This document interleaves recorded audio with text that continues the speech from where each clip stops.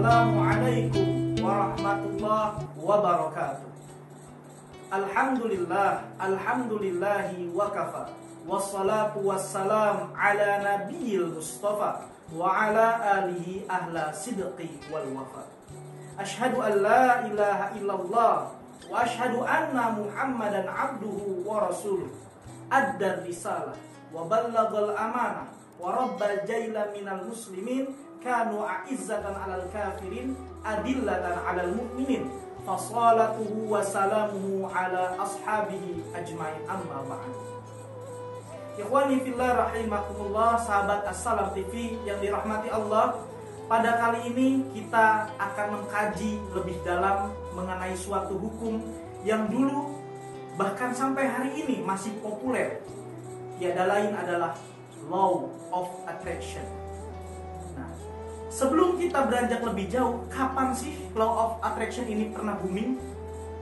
Dulu pernah diangkat oleh salah satu penulis buku The Secret, yang mana ditulis oleh Rhonda Byrne pada tahun 2006, di mana di dalamnya mengajarkan bahwa di dalam buku tersebut kita bisa meraih apapun hanya dengan pikiran kita, hanya dengan kemauan dan keinginan kuat kita.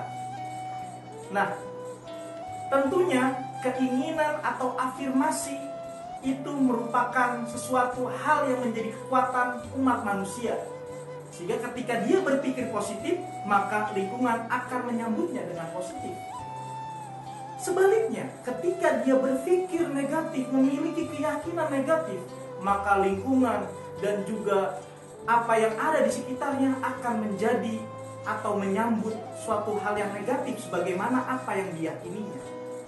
Sehingga banyak sekali kita temukan beberapa teman-teman atau masyarakat yang pada akhirnya itu terjebak dalam pikirannya, tidak mau maju atau merasa pesimis, tidak ada optimis, tidak ada semangat. Nah, lalu apakah di dalam Islam Law of Attraction itu ada? Tentunya ada, dengan bahasa Quranic Law of Attraction. Ini luar biasa karena Law of Attraction itu sudah ada dari zaman Nabi Adam alaihissalam, dari zaman Nabi Ibrahim alaihissalam, itu sudah ada. Bahkan Rasulullah SAW senantiasa mengajarkan kita untuk setiap melangkah, baik itu dari bangun tidur hingga tidur kembali, senantiasa diliputi dengan doa-doa. Bangun tidur ada doanya, masuk ke masjid, masuk ke kamar mandi, berpakaian, bercermin, semuanya ada doanya. Dalam arti bagaimana Rasulullah ingin mengajarkan kepada umatnya agar tidak terlepas, agar terhubung senantiasa kepada Allah Subhanahu wa Ta'ala. Dan tentunya dari ucapan yang baik, ucapan yang positif, maka alam semesta, Allah akan ridho juga kepadanya.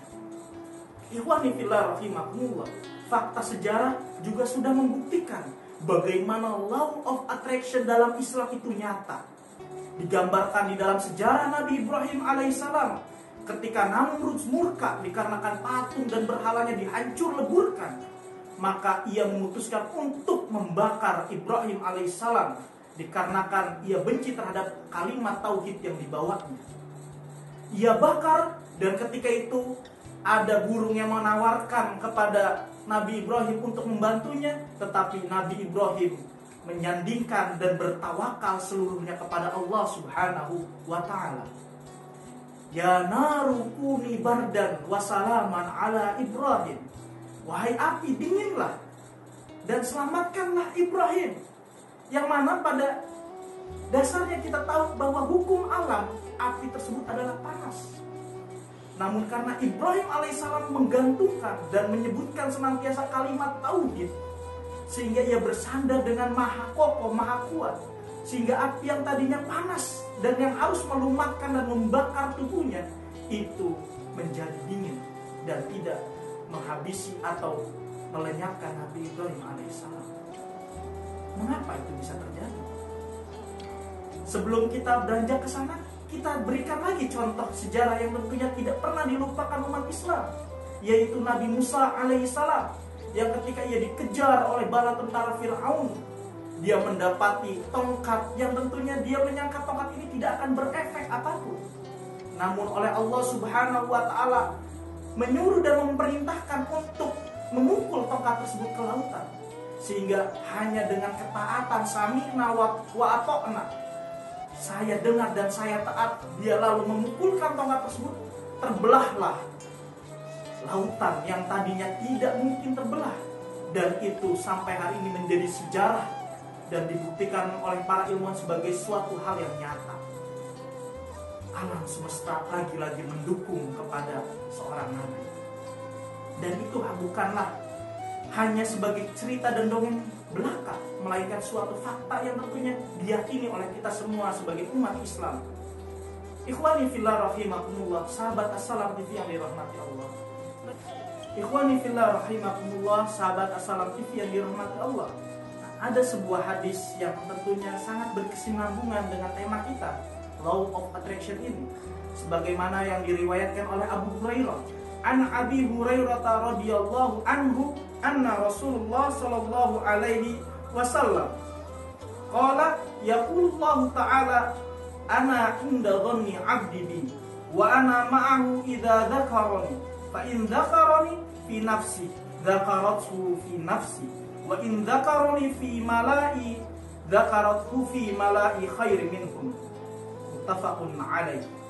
Allah Ta'ala berfirman, aku sesuai persangkaan hambaku, aku bersamanya ketika ia mengingatku.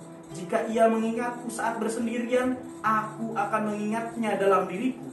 Jika ia mengingatku di dalam suatu kumpulan, aku akan mengingatkannya di dalam kumpulan tersebut yang lebih baik daripada itu, yaitu kumpulan malaikat. Hadis riwayat Bukhari dan Muslim. Ikhwani fillah rahimakumullah, sahabat Assalam TV yang dirahmati Allah, bahwa Allah tentunya akan senantiasa bersama dengan kita sepanjang kita berhusnudzon dengan Allah.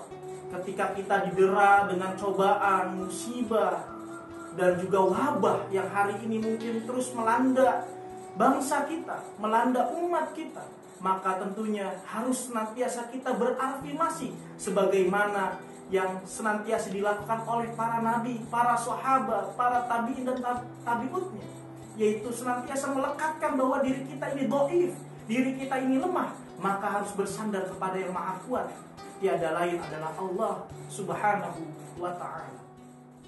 Lantas jangan sebaliknya, kita malah tidak menghadirkan Allah dalam diri kita. Kita tidak berharap kepada Allah Subhanahu wa Ta'ala. Kita malah berharap kepada yang sama-sama lemah, yaitu kepada manusia, yaitu kepada makhluk ciptaan Allah. Melainkan tentunya tadi, sebagaimana yang telah disampaikan di awal, berdoa sebagai bentuk harapan, sebagai bentuk ketersambungan kita kepada Allah Subhanahu wa Ta'ala.